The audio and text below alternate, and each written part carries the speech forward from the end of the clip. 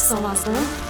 L'invité de Vincent Veillon. Joseph Robinette Biden sera donc le 46e président des États-Unis. Si Donald Trump n'a pas encore concédé sa victoire et promet d'utiliser toutes les voies de recours possibles, plus personne ne doute que le 20 janvier prochain, l'Amérique aura un nouveau commandant en chef. Cette perspective semble réjouir les places financières mondiales qui ont connu la semaine dernière l'une de leurs meilleures performances depuis des mois. Et cela pourrait se poursuivre cette semaine puisque toutes les bourses asiatiques sont actuellement dans le vert. L'indice Nikkei affichant par exemple une hausse de 2,12%. Reto Tsenezern, bonjour. Bonjour, monsieur. Vous êtes investisseur très actif, notamment sur les marchés américains. Comment vous expliquez cette envolée des bourses mondiales ? Oui, c'est vrai, ça peut paraître un petit peu étonnant, parce que les marchés perdent un bon copain avec le départ de Donald Trump, des régulations multiples, baisse massive d'impôts, développement de nouvelles perspectives très rentables d'investissement dans le domaine du pétrole, du gaz, du charbon. On a vécu 4 années assez euphoriques avec Donald, il faut dire. C'est vrai que les bourses mondiales ont beaucoup progressé sous la présidence Trump. Le SMI, par exemple, est passé de 8300 points lors de son investiture à plus de 10 300 points dimanche, presque 20% d'augmentation, c'est dingue. Oui, ça c'est juste l'indice. Si vous avez du flair comme moi, alors vous avez fait des profits beaucoup plus importants encore. Des indices qui sont dans le vert malgré la crise sanitaire actuelle, ça c'est quand même assez étonnant. Oui, il faut dire, il y a eu quand même une petite cassure dans la courbe ascendante le printemps dernier, mais c'est déjà de l'histoire ancienne et les marchés, c'est vrai, ils sont de nouveau tous sourires. Mais pourtant, la crise n'est pas terminée, loin de là. Oui, mais vous savez, les marchés, c'est un peu comme les gens. Ils en ont marre de cette crise. J'étais en ville de Zurich samedi et on n'aurait pas du tout dit qu'on était en pleine pandémie. C'était pacte, il y avait du monde partout, qui avait qu'une envie, acheter.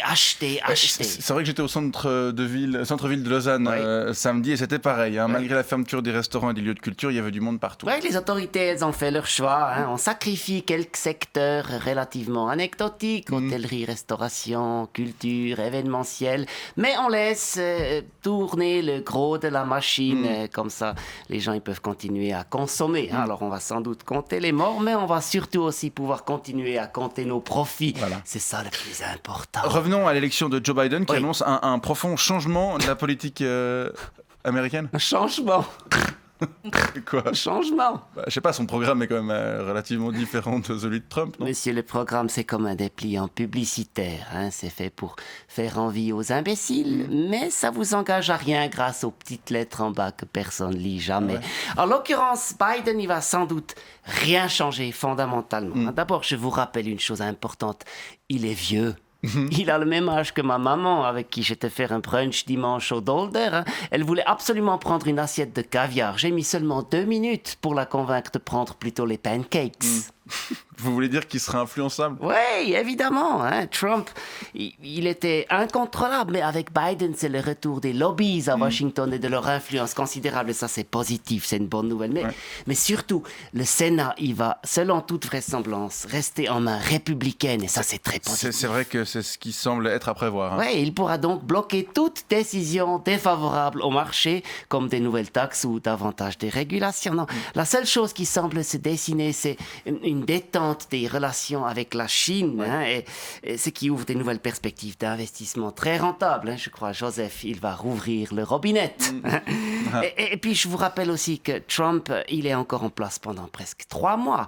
Alors, il va continuer à ne pas gérer la pandémie et à tout laisser ouvert pour nous permettre de continuer de faire des affaires. Et quand Biden arrivera, ce sera trop tard pour tout fermer. Non, les astres, je crois, on peut dire, ils sont assez bien alignés. Et je conclurai donc avec ce message rassurant. Cette élection de Biden, c'est un peu comme un changement de logo. On croit que ça va tout changer, mais en fait, ça va rien changer. C'est formidable. Très bien, on verra si l'avenir vous donne raison. Reto Tsenezern, je rappelle que vous êtes investisseur et je vous remercie pour cet éclairage. Bonne journée. Et le Nikkei, il est encore monté un petit peu. Wouhou! Nickel.